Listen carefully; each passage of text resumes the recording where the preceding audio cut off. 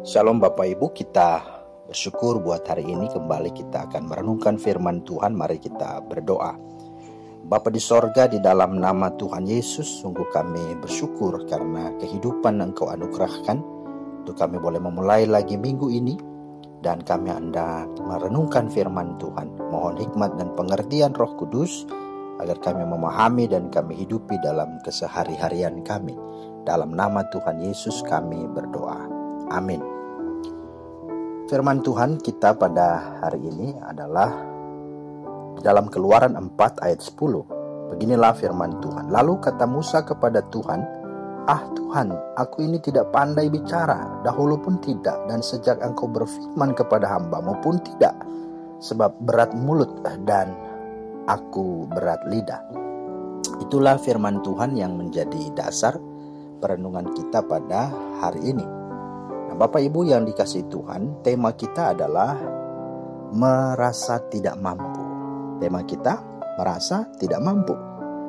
Nah Bapak Ibu, Musa pada waktu dipanggil dan diutus Tuhan begitu lama dan tawar-menawar dengan Tuhan. Sangat alot sampai membuat Tuhan kesal dan murka. Dalam Keluaran 3 ayat 10-22 kita bisa membaca di sana. Nah bayangkan saja, Tuhan memanggilnya dan mengutus dengan berkata, "Aku mengutus engkau kepada Firaun untuk membawa umatku orang Israel keluar dari Mesir." Tetapi Musa berkata, "Siapakah aku ini? Maka aku yang akan menghadap Firaun dan membawa orang Israel keluar dari Mesir." Lalu firman Tuhan, "Bukankah aku akan menyertai engkau?" Lalu Musa berkata, "Apabila mereka bertanya kepadaku bagaimana tentang nama Tuhan, apakah yang harus kujawab kepada mereka?" Firman Allah kepada Musa, "Katakanlah, aku adalah aku." Lagi firman-Nya, "Beginilah kau katakan kepada orang Israel itu."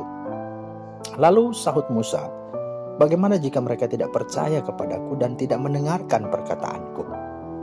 Kemudian Tuhan berfirman kepada Musa, "Apakah yang ada di tanganmu?" Jawab Musa, "Tongkat." Dan Tuhan membuat mujizat di depannya dengan tongkat itu. Tongkat itu menjadi ular dan kembali menjadi tongkat kembali. Kemudian tangan Musa juga dimasukin ke dalam bajunya atau jubahnya, dan seketika menjadi kusta.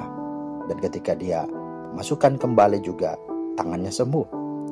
Nah saudara, itulah tanda-tanda yang Tuhan sampaikan sebagai konfirmasi bahwa Tuhan menyertai.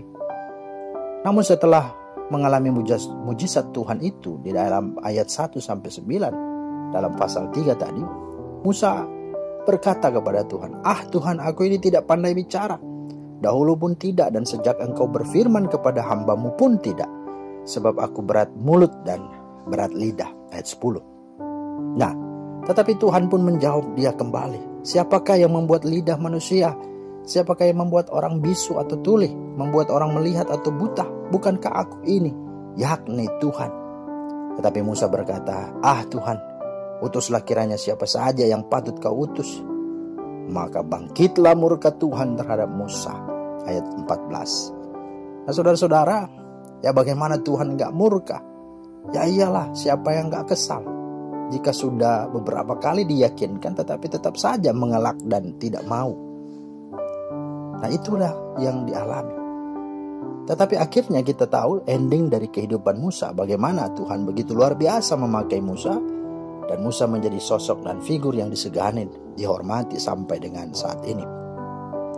Nah pertanyaannya, mengapa Musa bersikap begitu rupa saat Tuhan mau memakai dia untuk memimpin umat Israel keluar dari Mesir? Jawabannya adalah karena Musa selalu merasa tidak mampu. Nah saudara, apakah merasa tidak mampu, merasa tidak sepintar orang lain, merasa tidak fasih berbicara itu salah? Tidak juga. Perasaan tidak mampu kadang-kadang malah ada baiknya. Justru berbahaya kalau kita merasa sudah pintar, merasa paling mampu, dan lebih berbahaya lagi kalau kemudian kita juga menjadi sombong dan akhirnya merendahkan orang lain dan menganggap enteng segala sesuatu. Tapi jangan salah juga, bukan berarti semua perasaan tidak mampu itu baik dan perlu kita pelihara. Itu salah. Nah, lalu sejauh mana perasaan tidak mampu itu baik dan benar? Nah, ada 3 hal. Yang pertama, perasaan tidak mampu itu baik dan benar apabila perasaan tidak mampu itu tidak membuat kita rendah diri, tetapi sebaliknya kita semakin optimis. Artinya jangan karena ketidakmampuan membuat kita mundur dari tugas-tugas yang harus kita kerjakan, atau bahkan kita tidak mau melakukan apa-apa. Tetapi justru di dalam ketidakmampuan itu, kita harus tetap optimis dan berusaha melakukan apa yang seharusnya kita lakukan dengan sungguh-sungguh, dengan sepenuh hati, sebaik-baiknya dan sebenar-benarnya. Jadi itu, jangan karena perasaan tidak mampu membuat kita akhirnya rendah diri, tidak bisa buat ini, tidak bisa buat itu. Itu salah. Tapi justru sebaliknya harusnya membuat kita optimis. Tetapi yang kedua, sejauh mana perasaan tidak mampu itu baik dan benar? Yang kedua adalah apabila perasaan tidak mampu itu kita iringi dengan beriman sungguh kepada Tuhan. Artinya mungkin betul kita tidak sepandai orang lain. Kita mungkin betul tidak sehebat dan secemerlang orang lain. Kita tidak sepintar orang lain berbicara. Kita bukan siapa-siapa, kita orang biasa-biasa saja. Tetapi tidak usah berkecil hati, sebab bukan berarti kita tidak akan pernah bisa, dan bukan berarti Tuhan tidak bisa memakai kita. Tuhan bisa memakai orang-orang pandai di bidang akademis seperti Rasul Paulus. Tetapi Tuhan juga bisa memakai orang-orang sederhana seperti Rasul Petrus, Yakobus, Yohanes, yang hanya seorang nelayan biasa. Tuhan bisa memakai orang sekaliber Jenderal TB Simatupang. Tetapi Tuhan juga bisa memakai Mbok Pinem, Tukiem, dan Pak Ijo, dan orang-orang yang tidak dikenal dan terkenal lainnya.